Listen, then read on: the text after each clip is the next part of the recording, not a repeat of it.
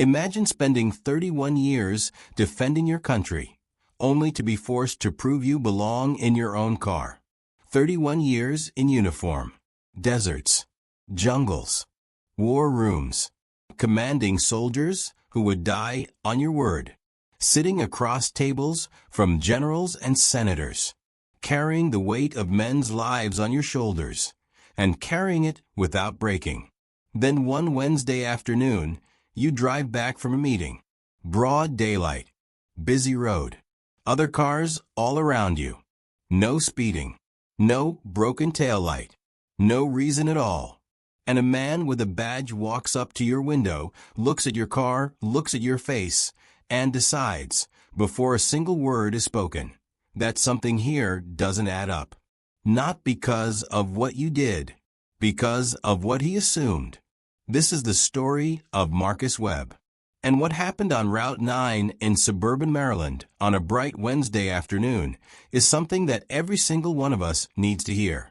Have you ever been judged, dismissed, or disrespected by someone who had absolutely no idea who they were actually dealing with?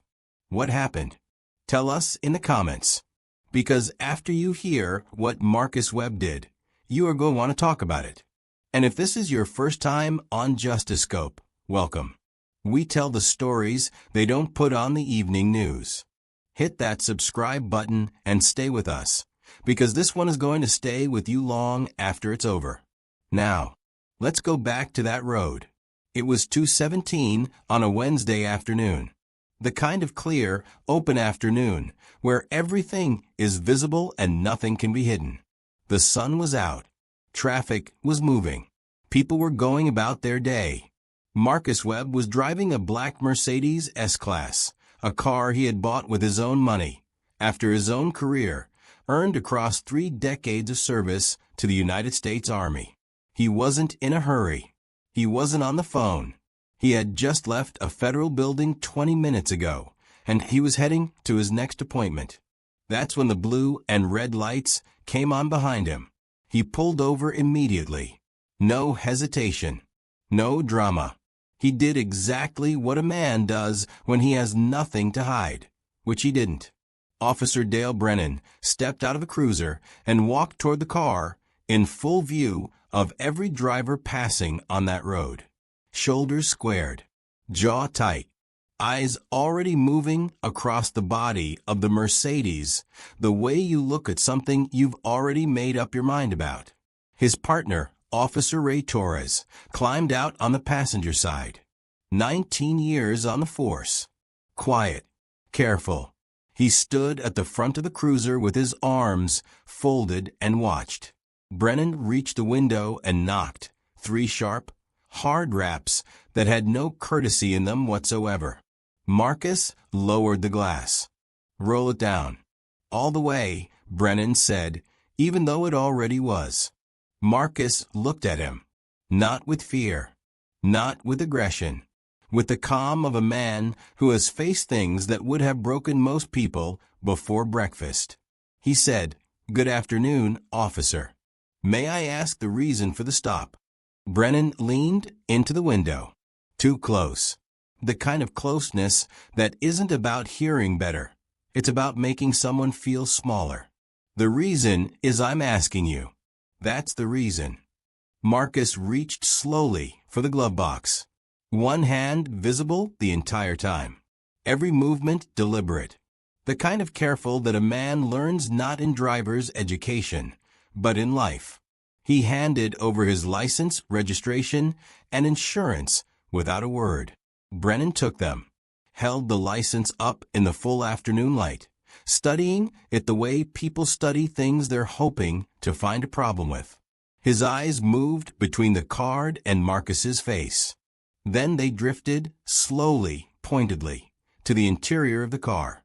The leather seats, the polished wood trim, the quiet, earned luxury of a man who had built something over a long lifetime. Then Brennan said 5 words that revealed everything about him. "This your vehicle?" Marcus said, "Yes, sir." And Brennan said out loud in broad daylight, on a public road with cars passing 30 feet away, "On your salary?" 5 words. Soaked in assumption. Dripping with contempt. And the worst part was, he said it without flinching. As if it was the most natural question in the world. Marcus didn't answer. He looked straight ahead through the windshield. His hands rested flat on his thighs. His breathing didn't change. Torres, standing at the front of the cruiser, heard every word. He shifted his weight. Something behind his eyes moved, a quiet, steady alarm beginning to sound. Brennan walked back to his cruiser with the documents. And Torres stood in the afternoon sun and watched Marcus sitting in that car. Hands visible, engine off, not a single threatening thing about him. And he watched the way this man sat. The posture, the stillness, the complete and total absence of panic. Torres had arrested men who were guilty and men who were innocent. He knew what fear looked like. He knew what guilt looked like. He knew what anger looked like when a man was trying to suppress it. This was none of those things. This was something else entirely. Brennan came back 2 minutes later. But something had shifted in him. His posture was wider. His voice was louder. He had made a decision during those 2 minutes. And whatever decision he had made had clearly made him bolder. Step out of the vehicle. Marcus said calmly. Officer, on what grounds? On the grounds that I said so. Out. Now. Marcus didn't move. Not out of defiance. Out of discipline. The kind that has been hammered into a man through decades of actual pressure. He said quietly and clearly, I'd like to understand the legal basis for this request. And that was enough for Brennan. He stepped back from the car, raised his voice, the kind of raise that's performed, that's designed to be seen and heard, and said, You're being uncooperative. I can take you in for that. Then he reached for his radio. He called for backup, told dispatch he had a non-compliant driver on Route 9, a possible 10 to 38, requested a second unit, in the middle of the afternoon, on a public road, for a man who had done nothing wrong. Torres walked over. His voice was low and direct. Dale, he's been compliant. He asked a legal question. Brennan looked at him like he'd said something in a foreign language. Stay in your lane, Ray. Torres stepped back. But he didn't stop watching. Passing drivers slowed down. Some of them pulled out their phones. Right there in daylight, on a Wednesday, people on their way to work and school and lunch were watching an officer berate a man in a Mercedes, for reasons none of them could identify either. 2 minutes later, Brennan pulled the car door open himself. I set out. And Marcus Webb stepped out of the car. He rose to his full height, 6'1", broad across the shoulders, carrying himself the way men carry themselves when they have spent decades being responsible for other people's lives. He stood in the afternoon sun and looked at Brennan with eyes that had seen things this officer could not begin to imagine. Brennan saw none of it. He saw only what he had already decided to see before he ever got out of the cruiser. Hands on the roof. Don't make this worse. Marcus placed both hands flat on the roof of his car. The metal was warm from the afternoon sun, and the handcuffs came out. They clicked shut around his wrists. In broad daylight, on a public road, for nothing. What happened next was the part Brennan never understood. Marcus Webb stopped pushing back. Not because he had given up. Not because he was afraid. Not because he was beaten. But because a man who has spent 31 years in command understands something that young, arrogant people never learn in time. That the loudest person in the room is almost never the most powerful one. And that the most dangerous thing you can do to a man who is overplaying his hand is simply let him keep playing. Marcus went quiet, still, like a stone in the middle of a moving river. Brennan kept talking, kept pacing, kept adding charges the way a man builds a wall out of sand, urgently, desperately, as if more sand will somehow make it stand. He was on his phone with the precinct now, running Marcus's name, digging for anything, a prior, a warrant, a flag, that would justify what he had already done. Marcus said one thing. Just one. I want you to document every action you have taken during this stop. Every single one. Write it down. Brennan stared at him. Excuse me. Write it down, Marcus said again. I'll wait. Something cracked in Brennan right there. Barely visible. The way a hairline fracture appears in a wall before the whole thing collapses. He buried it under more aggression, the way he always did. But it was there. Torres saw it, and Marcus certainly felt it. Torres had been moving slowly around the car, quietly, not drawing attention to himself, just looking. He noticed the license plates first.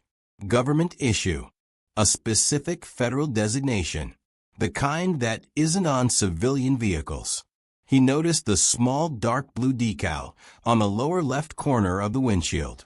Clean. Official.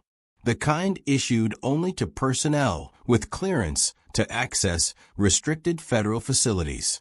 He had seen that decal before, at the Pentagon, on 2 separate occasions. He moved toward the rear window. On the back seat, a leather folio. Dark. Professional. Heavy with its own importance. An embossed seal on the cover and gold lettering beneath it, catching the afternoon sunlight with a quiet authority of something that did not need to be loud to be significant. Torres leaned slightly closer. He knew that seal. He had seen it in 2019 during a security detail at a Department of Justice briefing. He had stood in a corridor while federal officials walked past with folders and badges and the calm, unshakable authority of people who made decisions that reached across the entire country. He had seen that seal on the wall of that building, and now it was sitting on the back seat of a car belonging to a man in handcuffs on a Wednesday afternoon. Torres walked directly to Marcus, spoke quietly. Sir, is there something I should know here? Marcus looked at him. One long beat.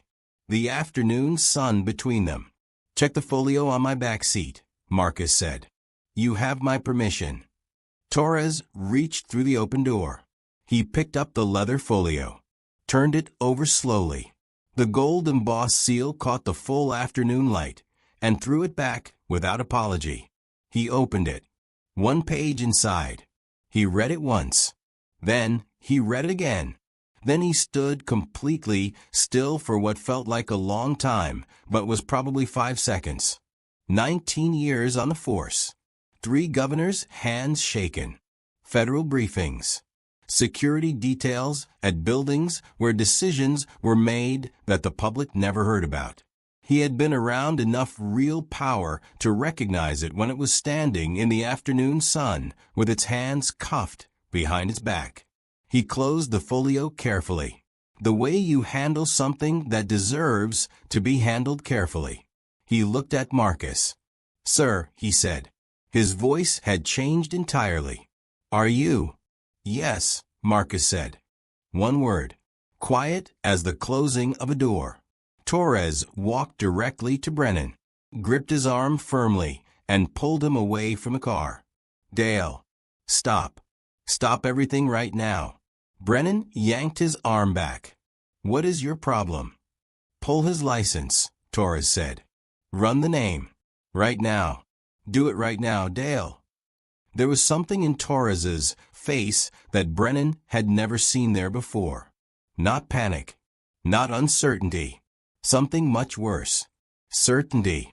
Brennan pulled out his phone. Typed in the name. Marcus Webb. Maryland. The result loaded in the full light of that Wednesday afternoon.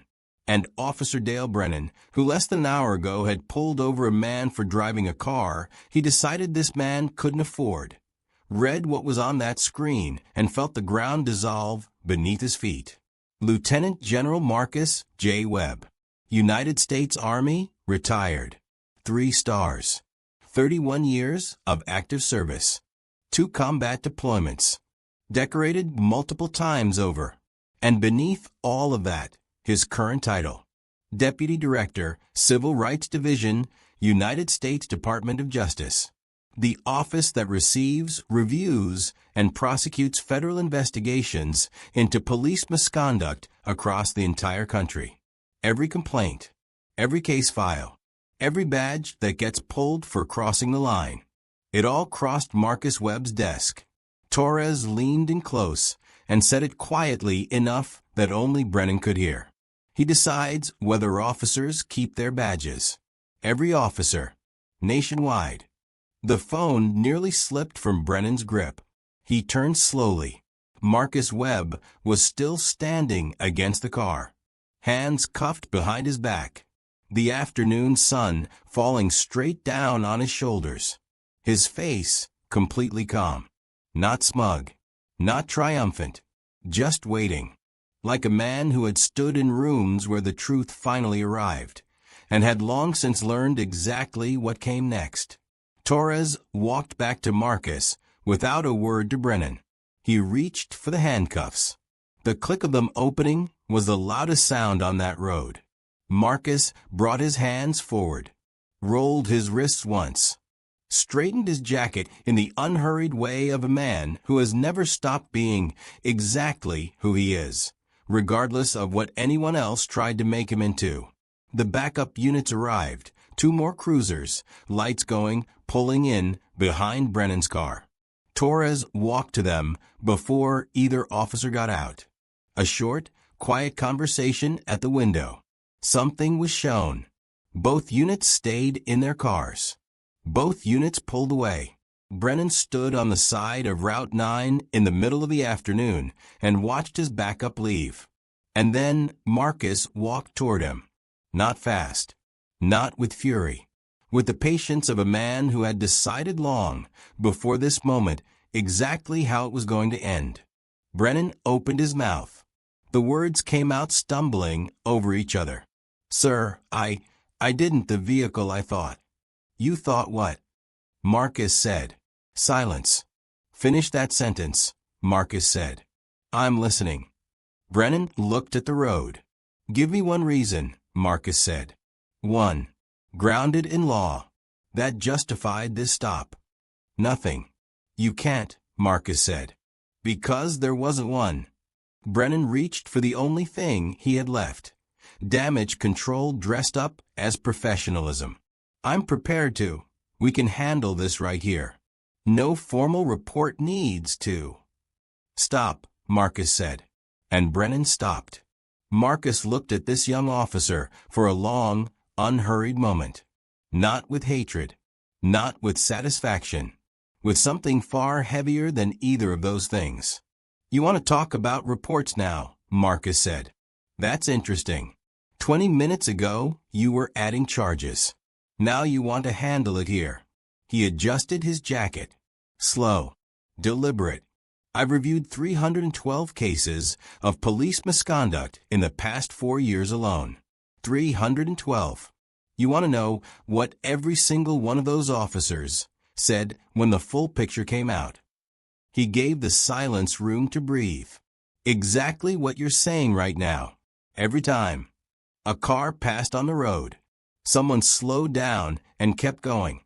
I want you to understand something," Marcus said. "Not as a federal official. As a man. I served this country for 31 years. I was in places where the ground was still warm from the last firefight. I stood at the grave sites of men who gave everything they had, their youth, their health, their lives, for the idea that this country means something. That a uniform is supposed to mean protection. That the law exists to serve people, all people, not to be used as a weapon against them. I came home from all of that. And today, in the middle of the afternoon, on a public road, I got handcuffed for driving my own car." He let that land exactly where it needed to land. "I'm not angry at you, son. I got past angry about 20 minutes into this. What I am is tired. Tired in a way that doesn't go away with rest. Because here is what keeps me in this work. It is not what happened to me today. I have a federal credential in that folio. I will be fine. It is the man who gets stopped after me. The one who doesn't have that folio. The one who just has himself, his word against yours, and a set of handcuffs, and nothing to do but hope that today doesn't turn into something he cannot come back from. That man is the reason I still go to work every morning. And today, you gave me another reason to never stop. He reached into his jacket, pulled out a card, held it out steady. Brennan took it with a hand that had lost all of its earlier certainty. My office will be in contact with your precinct commander tomorrow morning, Marcus said. Not to end your career. To begin the conversation, your career should have started a long time ago. About what that badge was given to you to do. He turned, walked back to his car, started the engine, checked his mirror, pulled back onto Route 9 into the flow of the Wednesday afternoon traffic, and drove to his next appointment. Brennan stood on the shoulder of the road in the full afternoon sun. Every car that passed could see him standing there. Torres didn't say a word to him. There was nothing left to say. Here is what that afternoon on Route 9 taught the people who needed to learn it most. Power does not arrive with a warning. It does not wear a label. It does not come with a sound that tells you to pay attention. It simply exists quietly, completely, without your permission or your recognition, and it waits for you to reveal who you truly are. Marcus Webb never needed to raise his voice. He never needed to beg, perform, or prove a single thing. He simply needed to be still and let the truth do what truth always does arrive. On its own time. In broad daylight. In front of everyone. The most dangerous thing about arrogance is not what it does to its target. The target usually survives. The target usually has depths the arrogant person never bothered to look for. The most dangerous thing about arrogance is what it blinds you to. Brennan didn't lose that afternoon because Marcus was powerful. He lost because he stopped asking questions the moment he thought he already had the answers. He stopped looking the moment he decided he already knew. He made his judgment in the first 3 seconds, and then spent the next hour defending it, not with facts, not with law, but with volume and authority and the blunt force of a man who had never once been made to answer for his assumptions. That is not strength. That is the most expensive kind of ignorance there is. Treat every person you meet with dignity.